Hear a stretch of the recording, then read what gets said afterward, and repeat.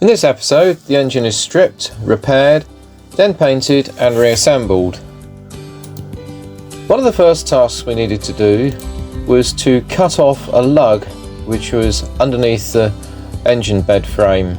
This would have fouled on the boiler cladding as when fitted.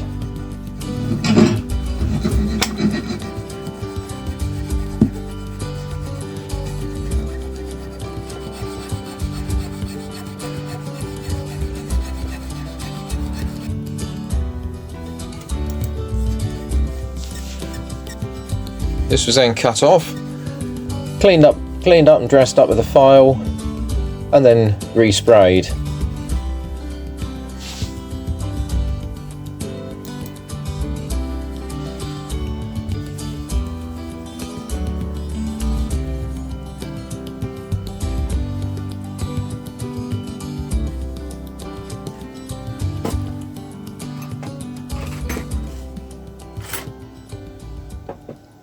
So to start the rebuilding of the engine, one of the first things I needed to do was to have a look at the flywheels. On Talisman, the flywheels themselves, the outside face of the flywheel is in polished steel and the inside is painted red. So we're going to replicate this on our version. But first, there's a couple of preparation things to do. Remove the pulley wheel off the end of the flywheel, as we won't be needing this, and then we need to strip the paint off.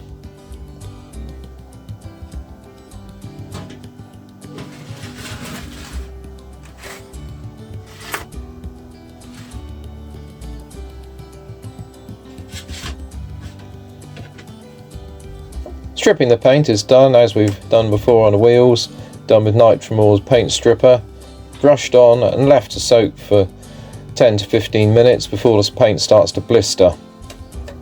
At which point the paint then actually just flaked off quite easily and quickly.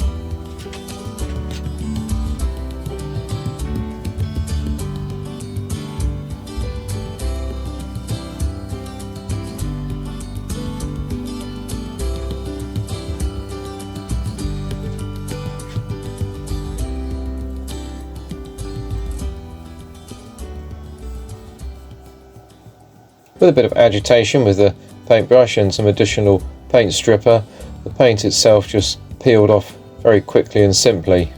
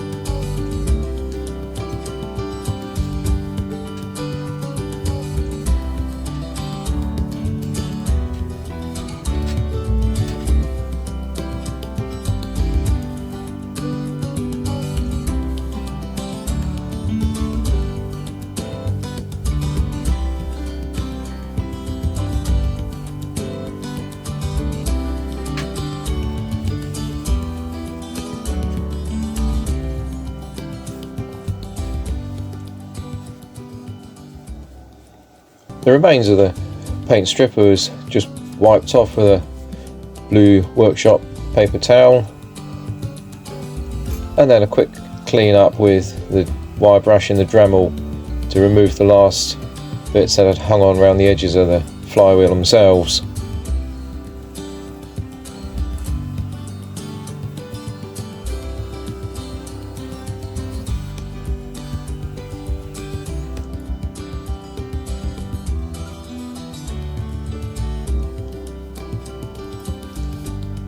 On the back of the flywheel, the primary first gear is actually cast as part of the flywheel.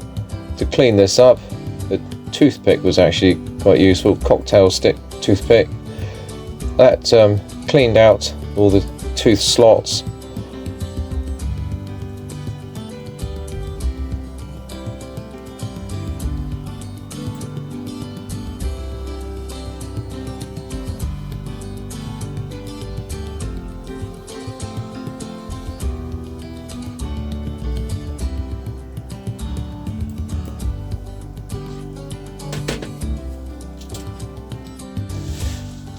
Having cleaned it up, as we've just seen, the next thing to do was to prepare it for spraying with a self-etch primer.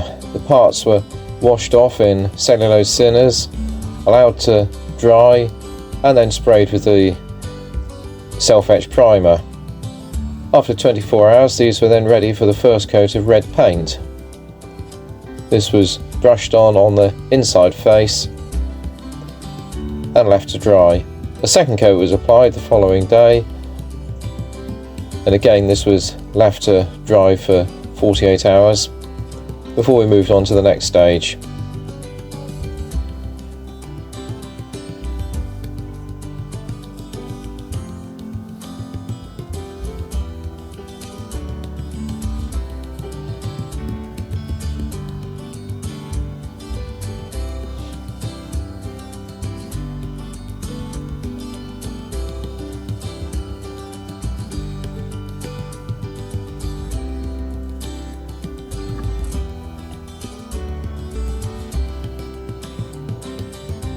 The paint I'm actually using is a Halford's Engine Red heat-proof paint, which is working temperature of around about 500 degrees C, so it will withstand the temperatures of being in close confines to the side of the firebox.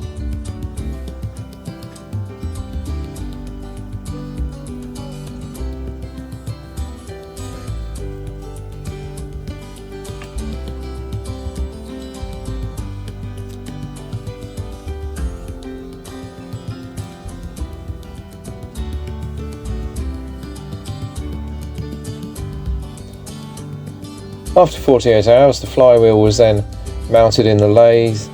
The spindle shaft was cleaned up with a bit of wire wool and wet and dry, and then the inside face of the flywheel was just lightly skimmed to true it up, as there was a couple of minor imperfections from the Mazak casting, and this also had the advantage of removing the paints on the inner part of the face.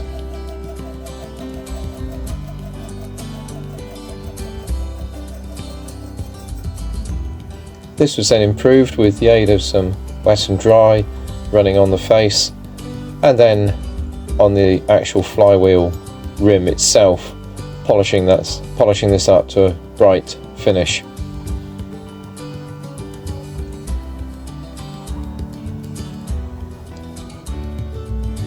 The wheel was then taken out, turned round so that the outside face could now be worked on. Again, the first thing we did was skim the face just to drew it up and finish it off, before moving on to the cleaning up and polishing of the outside face itself.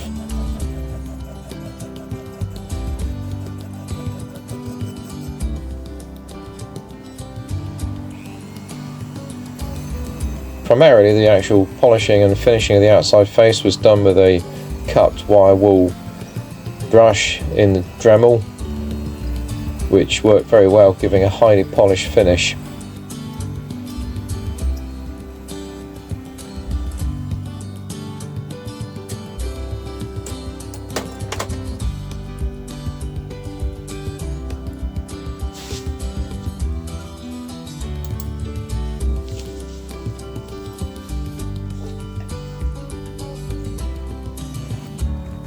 So having put those flywheels to one side, the next thing to do was to have a quick look at the cylinders themselves. Now, we hadn't done anything with the cylinders since we initially took them off the engine frame. So first thing to do was to remove the connecting rod from the cylinder to the big end, simply because I wanted to modify it and improve its appearance. The style of the connecting rod here is very much like a marine big end. I wanted to cut the end down, file it around, leaving a section at the top to represent the oil pot.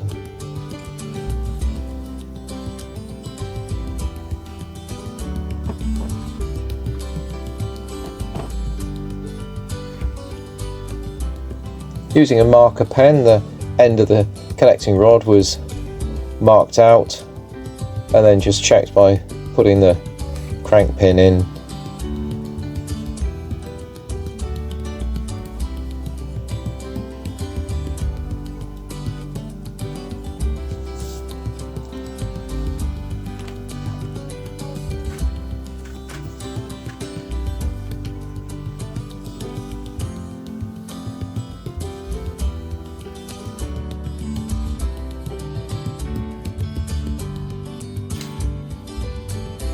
Having cut the end down, as you can see, there's a visible difference. Looks much more like crank connecting rod you would actually see on a traction engine.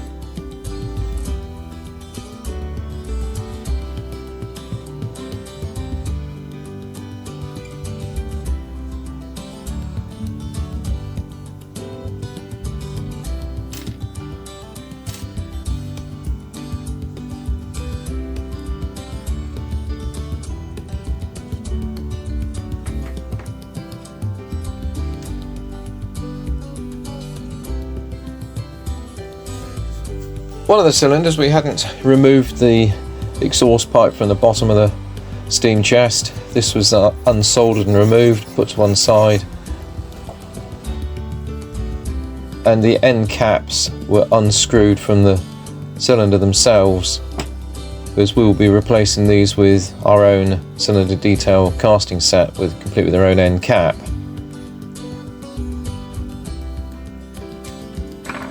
The second cylinder was a little bit more troublesome to remove, simply because the machine screw that holds the end cap in place had rusted into the cap, no doubt due to the fact that it had been probably run without much in the way of lubrication. The cylinder itself was very dry, and as you can see, the actual screw itself had corroded away to nothing. So a quick hunt on eBay, and we've got some M3 5mm hex head bolts coming. With the new cylinder cover, which we will be using, to fit the oil pot top in place is very tight. Yes, it can be done up by hand, but you can't really do it up just nice and nip it up tight. So we're cutting a slot in the top which will take a screwdriver. One of the oil pots themselves looks like it had lost its sealing washer. This was replaced from our pack of spare seals.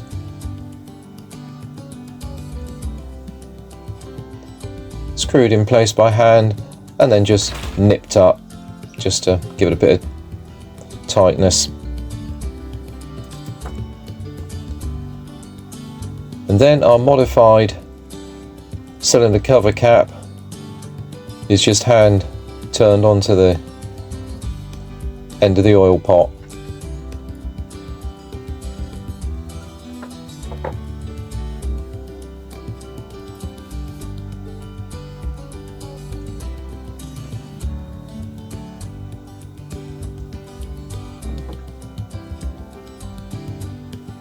So we're now moving on to the stage of reassembling the cylinder to the actual engine frame bed. This is done by fitting the 2 existing machine screws into the bottom of the steam chest.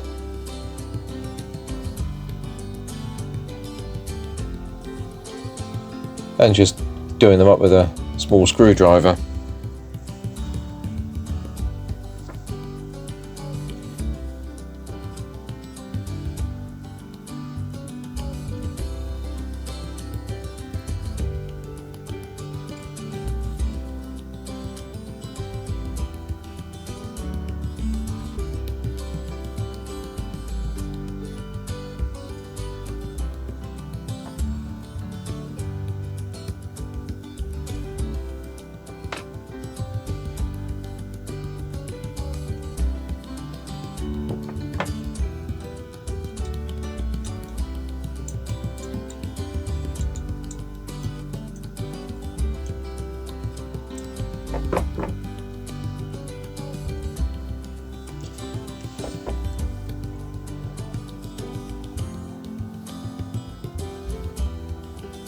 Once we got to this stage, it was just useful to put a bit of 3-in-1 oil onto the cylinder piston rod, and the end of the cylinder where the cover cap screws into is a handy point just to put a little bit of oil inside the cylinder, just so it's got something to start soaking into.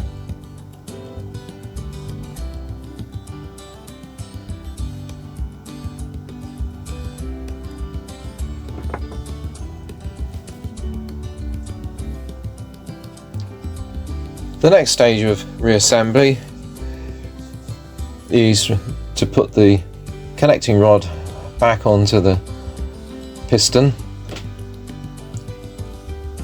This has a couple of tiny little screws, machine screws with a gudgeon pin and a small hex head nut.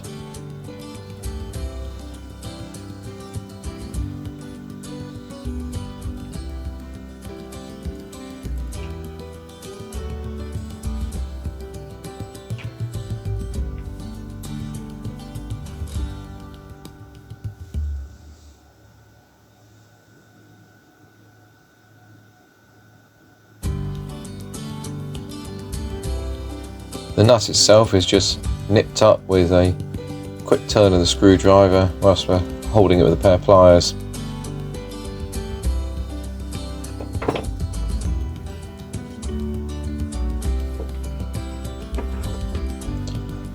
Just so we get an understanding of how it all goes together, I knocked up a quick drawing. So you've got a brass cover with a washer.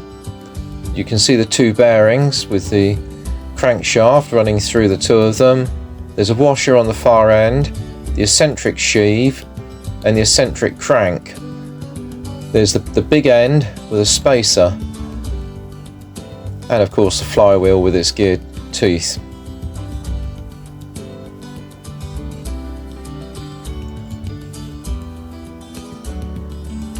So as you can see, the brass disc is fitted first, along with the washer.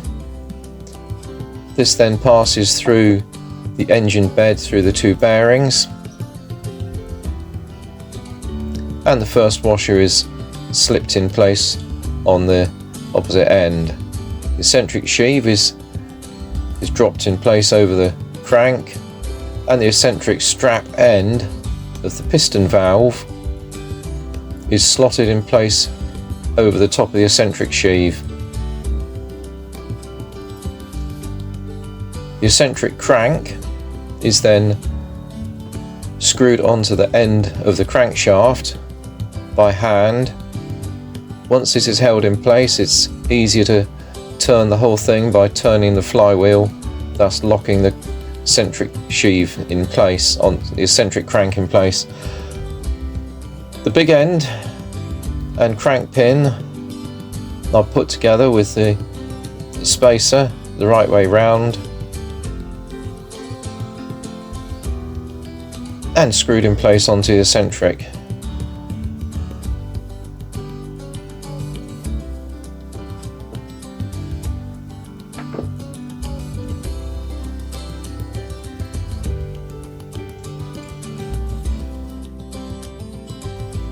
And there we have it. One completed assembled engine bed and frame. This is now ready to go onto the firebox.